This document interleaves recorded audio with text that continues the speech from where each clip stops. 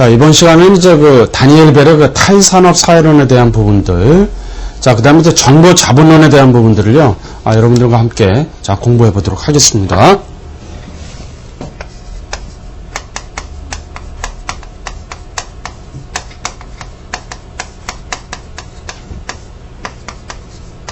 자, 지난 시간에도 이제 다니엘 벨의 탈산업 사회와 관련한 부분들을 우리가 한번 좀 살펴보았습니다만, 이번 시간에는 자, 다니엘 벨이 이제 주장하고 있는 탈산업 사회는 과연 무엇을 의미하는지, 자, 그런 부분들 좀 구체적으로 한번 좀 공부해 보도록 하죠. 자, 탈산업 사회론에 있어서는 먼저 첫 번째 진화론적인 관점을 좀 언급을 하고 있죠. 진화론적 관점.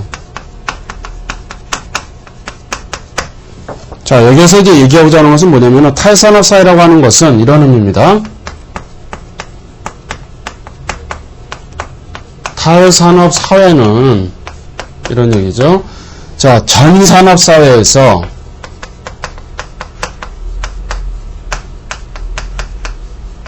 다시 전산업 사회에서 산업 사회로, 그리고 이러한 산업 사회에서 다시 탈산업 사회로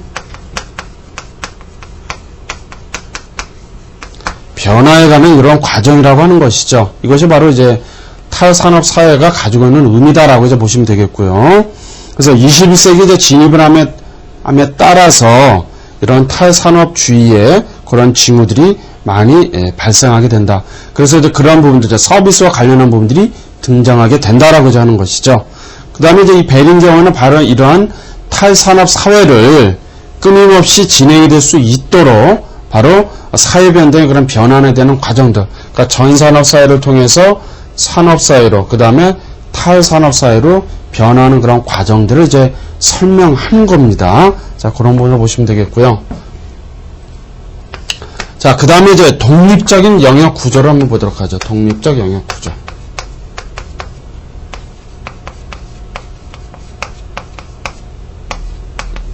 자, 독립적인 영역 구조에 있어서는 우리가 좀 몇 가지 좀 살펴봐야 됩니다. 먼저, 이 탈산업 사회라고 하는 것은 경제나 문화가 아니라 사회 구조상의 변동을 얘기하는 것이에요. 사회 구조상의 변동이다.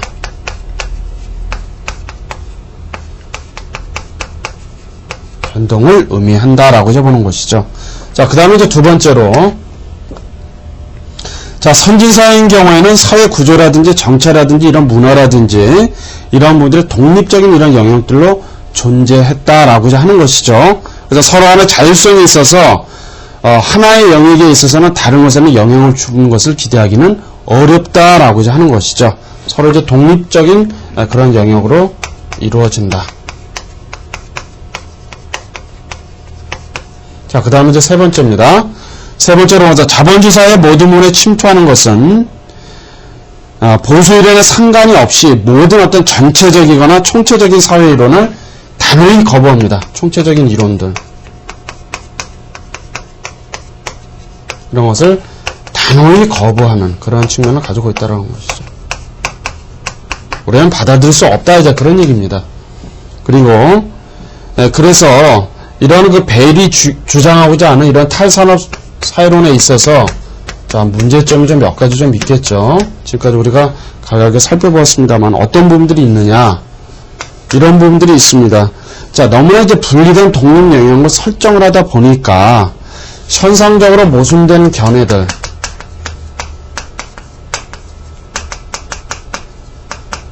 견해를 주장한다라고 보는 겁니다. 자, 그 다음에 이제 두 번째죠. 근본적으로 영역을 이제 설정을 해놓았죠. 구분함으로 인해서 한 영역이 아니라 다른 영역에 좀 영향을 미치는 까다로운 질문들, 그러한 질문을 피합니다. 독립적인 영역으로 딱 구분을 해놓았잖아요. 그러니까 다른 영역에서 이 영역에 대해서 어떤 질문하는 것을 회피하는 그런 부분도 있다. 자, 그 다음 이제 세 번째가 어떤 증거라든지 논거 제시가 너무 부족합니다.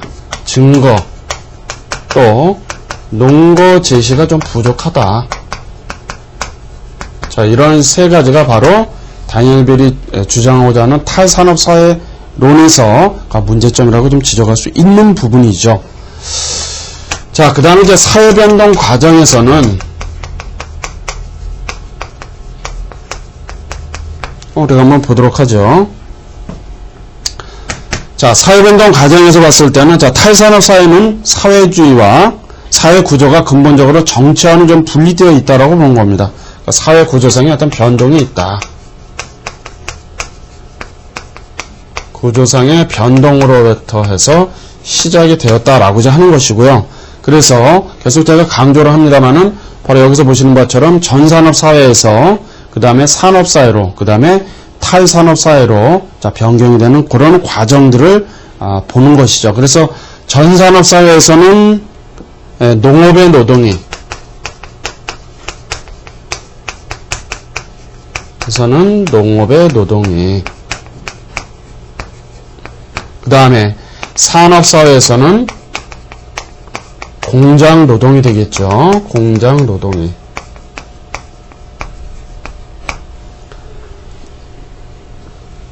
그 다음에 탈산업사회에서는 바로 서비스업이, 서비스 노동이 바로 지배적이 될 것이다 라고 이렇게 예측을 했다라는 겁니다. 자, 그 다음에 이제 이러한 생산성 증가라고 하는 측면들이 왜 이러한 변화를 가져왔는지, 자, 그런 부분도 이제 설명을 하는 것이고요. 자, 그러면 이러한 그 탈산업사회에 진입을 하면서 결과는 어떻게 됐을까?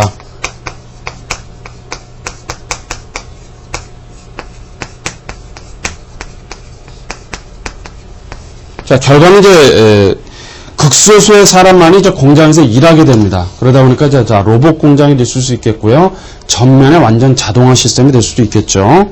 그 다음에 산업 노동자가 이제 감소함에도 불구하고, 합리화에 따라서 연속적이고도 지속적인 그런 산업의 산출물들은 증가하게 될 것이다. 그 다음에 그런 산업의 산출물 속에서 부는 계속적으로 지속적인 증가가 발생하게 된다라고 하는 것이죠.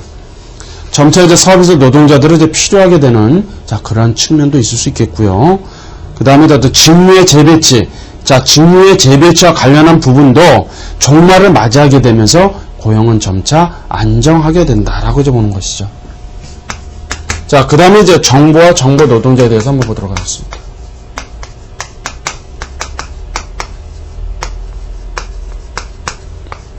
자, 정보와 정보 노동자 측면에서 봤을 때는 자, 앞으로 계속 이제 같은 맥락 속에서 보시면 되겠는데요. 탈산업 사회가 계속 도래가 된다라는 것을 그런 측면을 이제 의미를 하는 것이고요. 자, 서비스에 기반해서 이런 탈산업 사회 속에서 사람들 간의 어떤 게임으로 중요한 것은 뭐냐? 근력이나 에너지가 아닌 그런 정보다라고 하는 것입니다. 정보. 정보가 굉장히 중요한 키워드다라고 이제 하는 것이죠. 그래서 대부분의 어떤 노동의 재료는 뭐가 되겠습니까? 노동의 재료가 바로 정보가 된다라고 하는 것이죠. 굉장히 중요한 측면을 가지고 있다. 자, 그러면 이제 탈산업 사회는 어떠한 모습을 가지고 있을까 한번 보도록 하죠.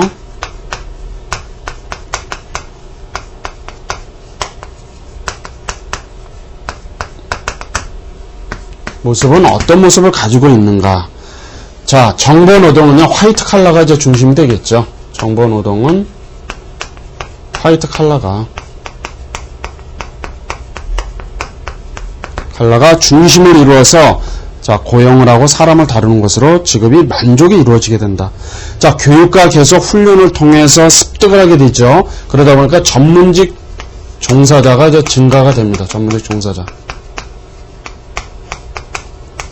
종사자가 중심이 되게 된다.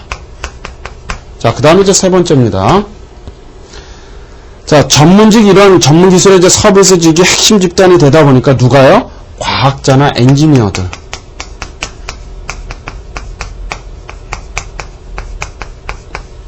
가 중심을 이루게 되는 것이죠. 축을 이루게 된다. 이제 그런 얘기입니다. 그 다음에 그러다 보니까 특정의 어제 서비스로 대학 또는 뭐 연구단체, 전문 직종, 정보에서 인텔리겐치아라고 그러죠. 그런 사람들 중심을 보이는 자, 그런 부분들을 보이게 된다라고 하는 것이죠. 자, 그러면 여기서 이제 어떠한 특징이 있을까? 탈산업 사회에 있어서는 어떠한 특징이 있는가? 라는 그런 부분은 자, 전문직에 서서 증가된다라고 제가 말씀을 드렸죠. 그래서 사회가 점차 이제 중요한 어떤 질적인 변화를 가져온다라는 것을 의미합니다. 두 번째, 자, 전문적인 종사자들이 가지고 있는 그런 지식의 막대한 영향력이라고 하는 것이 점차 지향적인 사회에서, 대인지향적인 사회에서 관심사회로 서서히 발전이 되어 나간다. 세 번째입니다. 자, 공동사회에서 같이 공동체를 중거점으로 하는 그러한 사회로 점차 형성해 나가는 것이 바로 탈산업사회가 가지고 있는 특징이다 라고 여러분들이 그렇게 이해를 하시면 되겠죠. 자, 다음은 이제 지적 보수주의와 수렴 이론입니다.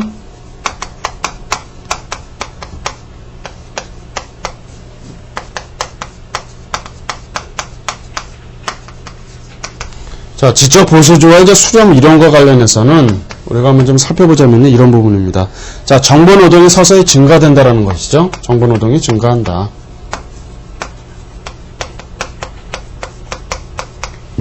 증가함에 따라서 자, 전문 직업이 서서히 많이 늘어나게 되겠죠. 직종이 서서히 많이 늘어나게 된다, 이제 그런 얘기입니다. 그래서 기존의 그런 산업사회하고 탈산업사회와는 단절을 이제 주장하게 되는 자, 그런 측면이 있다라고 하는 것이죠. 그 다음에 이제 두 번째입니다. 두 번째로 사회 변동이 서서히 자, 농업에서 공업에서 점차 서비스업으로 이제 바뀌어지는 것이죠. 이런 이제 발전의 과정을 거치는 것이죠. 그래서 그러다 보니까 점차 생산성이라고 하는 것은 증가가 되게 된다라고 하는 그런 측면입니다. 자, 그 다음에 이제 베이링경우는 이런 그 서구화의 이런 핵심들을 합리화라고 보았고요. 이런 어떤 성장, 그 다음에 사회구조의 경제화라고 하는 것은 최소 비용으로 또 대체성, 어떤 적정화, 근대성, 자, 이런 부분들의 자원을 분배하는 방식을 채택하게 되었다. 따라서 이제 이런 합리화에 종속이 되는, 여기서 이해하고자 하는 건 뭡니까? 바로 이런 수렴 이론이라고 하는 부분도 이제 주장을 하게 되는 것이죠. 그래서 모든 산업사회는 바로 이러한 탈산업사회에 이르게 되는 그런 동일한 발전 과정을 따르게 되어 있다라고 이제 보는 겁니다. 자, 다음은 이제 탈산업주에 있어서의 서비스업을 한번 보도록 할까요? 서비스업. 자, 이 서비스업과 관련해서는요, 계속 이제 강조하는 그런 부분입니다만은, 자, 1차는 이제 농업이죠. 1차는 농업이 되겠고요. 그 다음에 2차는 공업이죠. 그 다음에 3차는 서비스업입니다.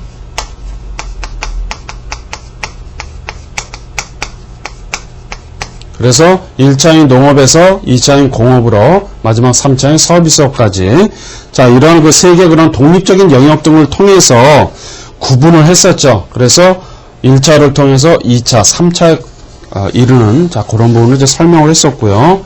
자, 여기에서 이제 서비스업을 좀 더 이제 분류를 좀 해보자면 상품을 이제 생산하는 그런 중심에서 어떻게 해야 된다는 얘기입니까? 점차 이제 서비스를 중심으로 하는 이런 측면으로 이제 바뀌게 된다라고 하는 것이죠. 1차에서 2차, 그 다음에 3차로 그런 서비스 중심으로 점차 바뀌어지게 된다. 그러다 보니까 이제 전문직이라든지 기술직이라든지 자, 그런 분들의 급속히 증가되는 현상을 보이고 있다라고 이제 보는 것이죠. 자, 그러다 보니까 어떤 정보 이론, 어떤 그 인공 두뇌, 게임 이론, 고도의 연산, 논리, 확률, 통계, 자, 그런 부분도 어떻게 될까요? 점차 지적인 그런 기술들이 창출하게 되는 거죠. 새롭게 막 발생하게 되는 것이죠. 그러다 보니까 제4집단이, 자, 벨은 이제 그렇게 얘기했다라는 겁니다. 새로운 어떤 그 대표적인 집단으로 지식 계층으로서 형성을 하게 되는 것이다. 그러니까 제4집단이라고 한다면 주로 전문직이나 이런 기술직 노동자를 얘기하는 것이죠. 이런 종사하는 사람들이 바로 새로운 어떤 그런 계층으로 형성이 되게 된다. 자, 그 다음에 이제 이론적 지식이라는 측면이 이제 또 언급을 하게 되는데요. 이론적 지식이다라고 하는 부분은 질적으로 독특한 다른 특성을 지닌 사회의 중심적 원리입니다. 좀 어려운 말인데요. 사회의 중심적 원리다.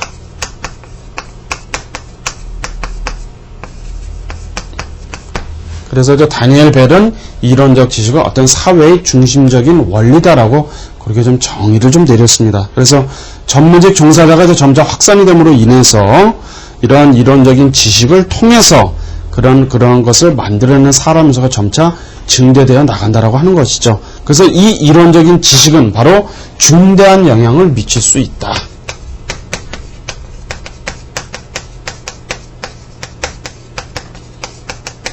겹치게 되는, 자, 그런 측면도 있다라고 하는 것입니다. 자, 그래서 새로운 어떤 지식, 경제적인 재화, 그 다음에 그런 용역을 혁신에 있어서 굉장히 매우 중요성을 가지고 있는 것이 바로 이런 이론적 지식이다라고 하는 것이죠. 자, 그런 측면으로 해서 여러분들이 바라볼 수가 있겠고요. 자, 다음 이제 우리가 바라봐야 되는 부분은 바로 이제 정보 자본론입니다. 정보 자본론. 자, 정보 자본론과 관련해서는요, 먼저 우리가 이제 정보 자본주의를 한번 좀 보도록 하죠. 자, 정보 자본주의에 관련해서는 먼저 우리가 하버스 실러라고 하는 학자가 등장합니다. 하버스 실러. 자, 이 하버스 실러라고 하는 사람은 이렇게 좀 주장을 합니다. 자, 정보의 배후를 봐야 된다.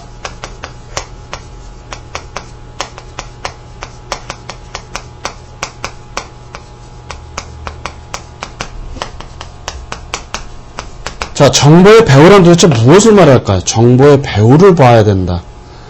정보가 가지고 있는, 예를 들자면 이제 신문이라든지 아니면은 TV를 통해서 그 미디어 메시지 배후에 놓인 것은 도대체 무엇일까? 자, 그런 부분 그 특징을 봐야 된다라는 것이죠. 자, 두 번째입니다. 정보통신에 대해서 체계적인 분석이 필요하다는 얘기죠.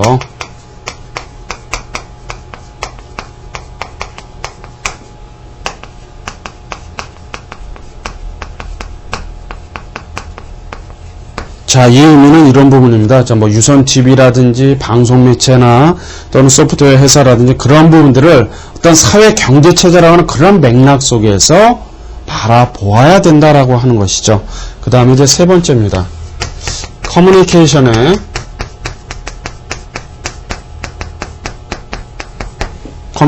현대적인 추세.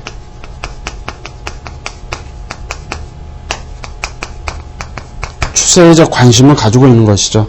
자, 자본주의에서는 이러한 정보나 통신이라고 하는 것이 경제체제에 있어서 안정하고 그 다음에 번영에 있어서 굉장히 매우 중요성을 가지고 있다라고 하는 것이죠. 그래서 이 하버스 실러인 경우에는 이러한 세 가지 측면에서 정보 자본주의를 설명을 했습니다.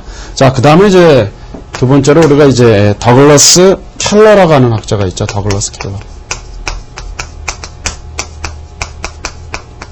자, 이 더글러스 켈러인 경우에는요, 이렇게 좀 주장을 합니다. 자, 현대 자본주의라는 아주 근본적이고 극적인 어떤 변동이 진행이 되었다라고 하는 것이죠. 자본주의가.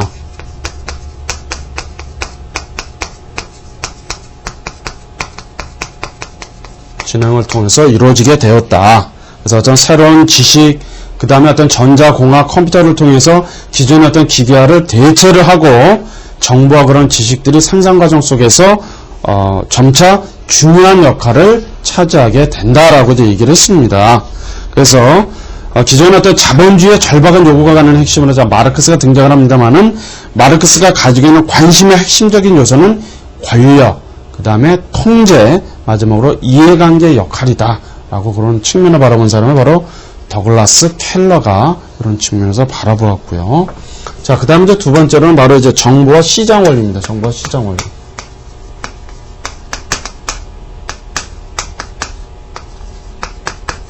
자, 이 측면에서 봤을 때는 하버트 실러를 먼저 한번 보도록 할까요? 하버트 실러. 자, 하버트 실러인 경우에는 어떻게 얘기를 했느냐면요, 이런 얘기를 했습니다. 자, 정보 발달의 시장 원리 유관성에 주의를 기는 것은 바로 정보통신의 핵심이다. 정보통신은 바로 핵심이다라고 보는 것이죠.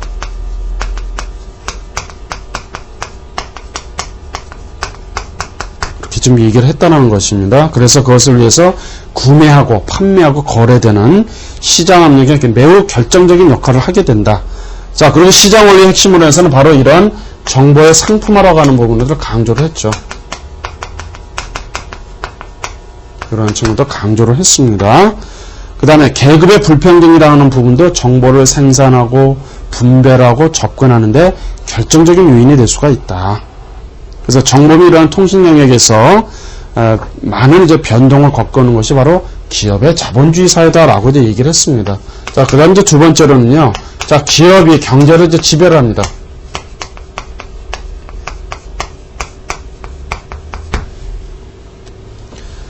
자, 기업에서도 이런 자본주의의 우선순위는 과연 무엇이었을까요? 정보 영역에서 이제 많은 영향력을 행사한다는 것이죠. 정보 영역 속에서 영향력을 행사하기 시작합니다. 자, 그 다음에 이제 두 번째죠. 두 번째로, 자, 이러한 기업 자본주의라고 하는 것은 자본주의 체제를 통해서 형성을 하게 되고, 장기적으로 이제 이러한 자본주의 체제의 구조 속에서 정보사의 매우 특징적인 요소를 갖추게 됩니다. 정보사의 특징적인 요소.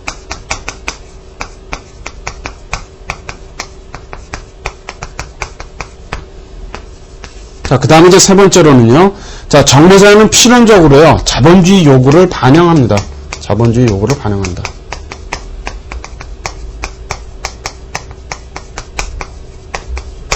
이런 측면이 바로 기업이 바로 경제를 지배하게 되는, 자, 그런 측면을 보실 수 있겠고요. 자, 세 번째는 이제 시장 원리입니다. 자, 시장 원리라는 측면이 이런 부분이죠. 자, 자본주의가 추구하자 하는 것은 뭡니까? 이윤을 극대화시키는 것이죠. 그래서 이윤 최대화의 추구가 많은 영향력을 미칠 수밖에 없다라고자 하는 것입니다. 그래서 정보라고 하는 부분도 이윤을 많이 남겨야만이 판매될 수 있는 곳에서 생산이 되고 상품화돼서 이루어진다라고자 하는 그런 측면들이죠. 대부분 이제 선진 산업국가에서 거대 기업이라든지 정부라든지 관료 어떤 조직체라든지 군사 조직에서도 바로 이러한 정보를 점차 생산하게 되는, 자, 그런 측면을 맞이하게 된다는 겁니다. 또 공기업을 민영한다라든지 국가 조직이라든지 이런 그 탈규제하는 그런 프로그램에 있어서도 매우 커다란 영향을 미치게 된다. 그런 측면들이죠.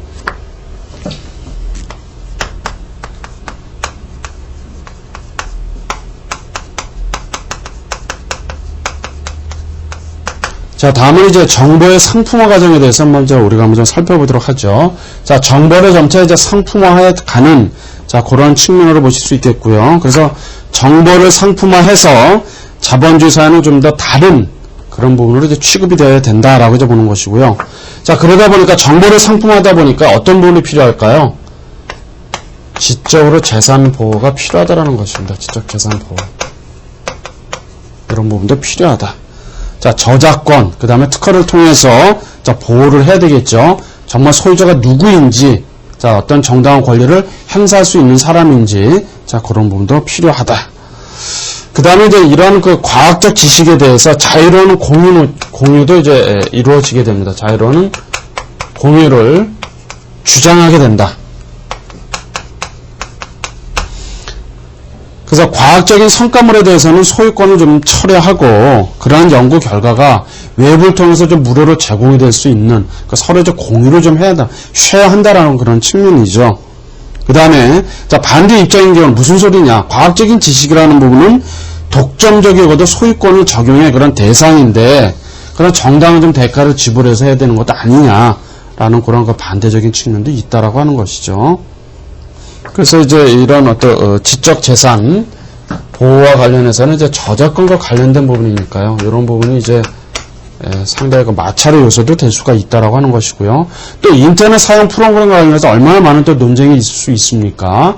제가 미리 말씀드리지 않아도 그런 어떤 그런 소프트웨어에 대한 불법 복제라든지, 자, 그런 측면도 많은 사회 문제가 될 수가 있겠죠.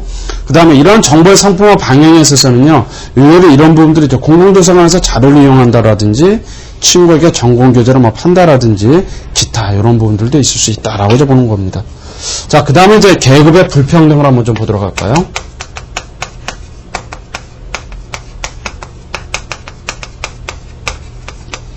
자, 계급의 불평등과 관련해서는요, 우리가 먼저 이런 부분을 봐야 됩니다. 자, 정보 영역에서 시장이 중심적 역할을 한다는 거죠.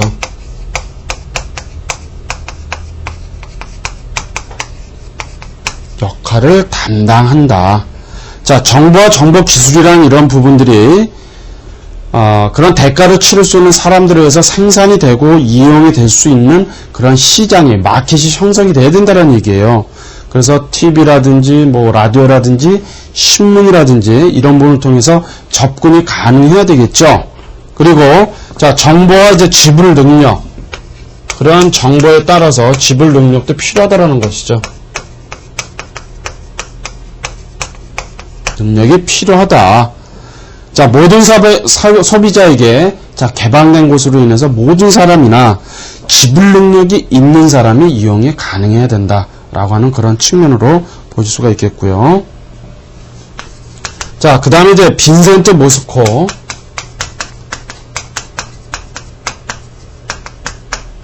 학자는 이제 유료사회라는 말을 했습니다.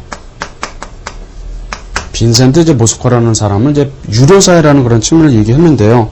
자, 이 부분 뭐냐? 정보의 그런 생산이라든지 접근의 결정적인 것은 무엇을 강조했을까요? 유료사회니까요. 지불 능력을 강조했습니다. 이 사람은 지불 능력을.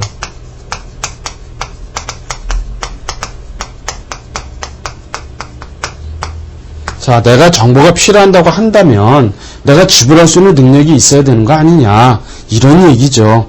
그래서 새로운 기술이라고 하는 부분도 시간이나 그런 공간의 한계를 초월을 해서 상품화, 정보를 좀 더 상품화할 기회를 확장하고 심화하게 된다. 그래서 지불 능력에 따라서 자, 내가 부자냐 아니면 빈자냐, 그런 부분도 형성이 될 수가 있다. 그러므로 인해서 바로 계급의 어떤 불평등이 조장이 되는 것이죠. 자, 그 다음에 네 번째는 바로 이제 슐러죠. 자, 슐러인 경우에 정보 계층의 체제.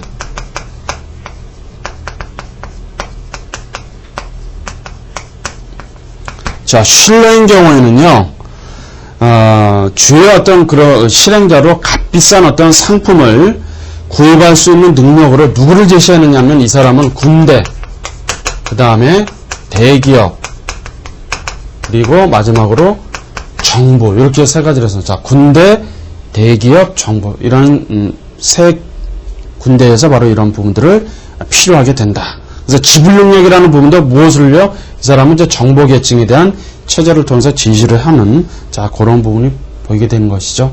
자, 그러다 보니까 이제 정보 격차가 점차 확대될 수밖에 없는, 자, 그런 과정을 맞이하게 된다라고 하는 것입니다. 자, 그 다음에 이제 정보 자본주의에 대해서 먼저 우리가 한번 살펴보도록 할까요? 자, 정보 자본주의와 관련해서는 먼저 첫 번째 기업의 자본주의입니다.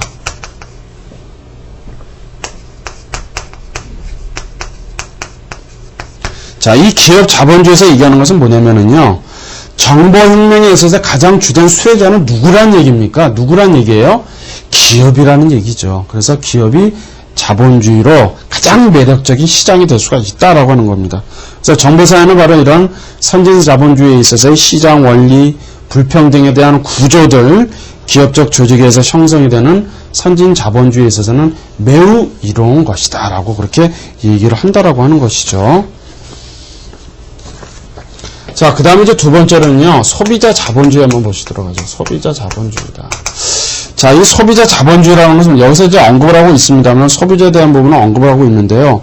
자, 개인의 어떤 요구를 좀 충족할 수 있는, 자, 그런 부분에 있어서 대체가 된다라고 하는 것이죠. 그래서 소비자 자본주의와 관련해서는요, 자, 여기서 이제 몇 명의 학자가 좀 등장합니다만은, 먼저 오스카 간디를 한번 먼저 보시죠. 오스카 간디. 자, 이 오스카 간디라고 하는 사람은 이런 얘기를 했습니다. 감시에 대한 주체가 있고, 감시의 주체가 있고요. 또, 감시 과정을 통해서, 계급적 또는 자본주의적인 이런 부분들이 결합이 된다라고 보았습니다. 요인들이 결합한다라고 이제 보는 것이죠. 그 다음에 정보화라고 하는 것도 보면 누구를, 시민을 감시한다라고 보는 겁니다. 시민을 감시한다. 그 다음에 국가는 이제 반대 세력을 효과적으로 통제하기 위해서 어떻게 할까요? 노동운동가라든지 정치인이라든지 급진적인 그런 사상을 가지고 있는 사람을 어떻게 한다는 얘기예요? 계급을 통제하게 된다라고 하는 것이죠. 계급을 통제하게 된다. 예를 들어서 이제 블랙리스트라고 하는 그런 리스트를 두고 그 사람들은 어떻게 한다는 얘기입니까? 요시차를 한다라는 얘기죠. 감시하고 통제하는 수단이 될 수도 있다라고 이제 얘기하는 겁니다. 자, 두 번째로는요, 자, 링가 한슨을 한번 보죠. 자, 링가 한슨인 경우에는요, 개인주의라는 어떤 생활 양식, 자신이 원하는 것에 대해서 일단 대가를 지불을 하게 되는 자 그런 측면에서 생활을 구매한다라고는 그런 측면을 얘기했습니다. 그래서 가장 중심적인 생활 양식을 이제 수반하면서 사람들은 점차 수동적이 되고 자 쾌락주의 또 자기가 몰두하게 되는 그런 부분들이 만연하게 된다라고 이제 본 것이었죠. 그 다음에 이러한 소비자 자본주의가 결국은 정보혁명에 의해서 조장되었다고 하는 자 그러한 측면도 제기가 되고 있습니다. 자, 그 다음에 이제 우리가 보는 거는 이제 초국적 제국에 대해서 한번 좀 보도록 할 텐데요. 자, 이 초국적 제국과 관련해서는 여러분들이 이 부분만 좀 보시면 되겠습니다. 실러의 초국적 신세계 정보 질서라고 얘기하죠. 신세계 정보 질서.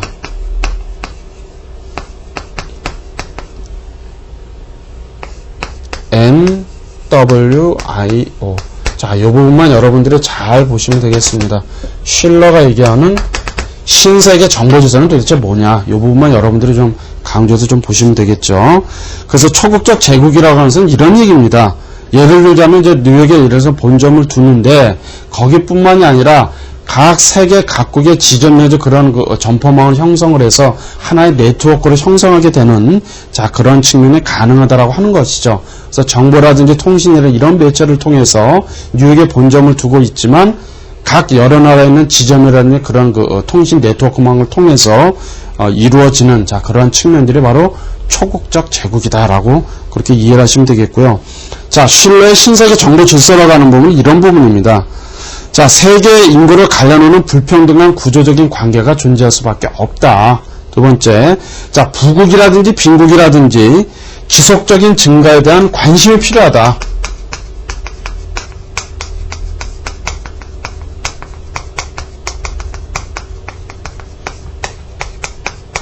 부국과 빈국이 발생이 되니까 그 다음에 가난한 이런 그 국가들인 경우에 투쟁을 어떤 정보 제국주의에 도전하는 그런 측면으로 바라볼 수도 있다라고 하는 것이고요. 그 다음에 세계 정보 환경이라는 것은 압도적으로 서방의 국가들이죠. 그러나 그런 부분도 바로 미국에서부터 나오는 것이다. 미국에서 나오는 것이다. 그 다음에 서방에 대해서 미디어 종속이 존재한다.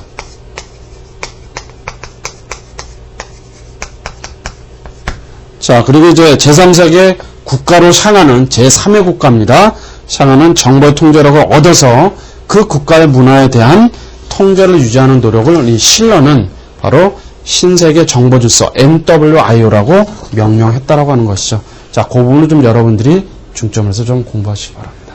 자, 이번 시간 강의 마치겠습니다. 수고하셨습니다.